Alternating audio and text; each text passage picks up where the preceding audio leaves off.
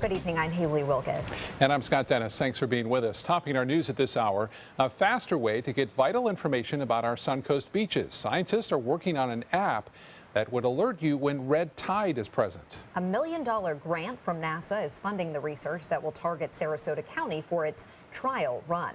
ABC 7's Adam Cellini is joining us live from Sarasota Bay shoreline with more on this app. Adam. Scott and Haley, good evening, and it's a beautiful evening to come catch the sunset out here on Sarasota Bay. The weather is nice, the water is clear, and most importantly, there are no dead fish washing up on the shorelines. But as we enter the summer months, we know that's always a risk with red tide. Now, Mote Marine Laboratories helps monitor Sarasota Bay, but they can't keep an eye on everything, and that's why they're helping develop an app that would provide valuable real-time data by turning any beach goer into a researcher. If you've kayaked the waters of Sarasota Bay as long as Colin Woodruff, you know when a red tide bloom is nearby. I feel it in the lungs as soon as, you get out to the beach. But what if you could check for the harmful algae before the dead fish start washing up? Mote scientist Tracy Fanara says soon there'll be an app for that. There's an algorithm in the app that actually counts the Karenia brevis cells.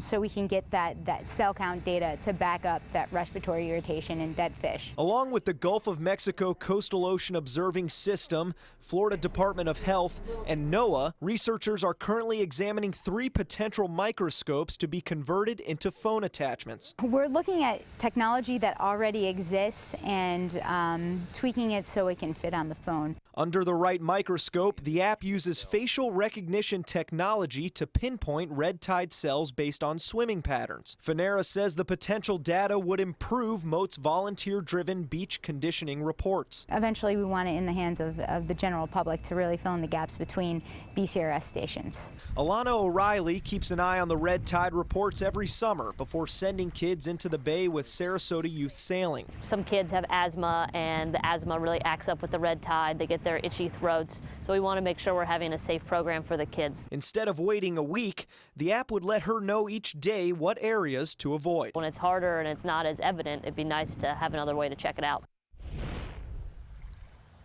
Now, Mote hopes this app is ready for its trial run by next year, at which time they'll probably be putting it in the hands of the lifeguards over on the island beaches like Lido, who will probably be taking it for its experimental first test.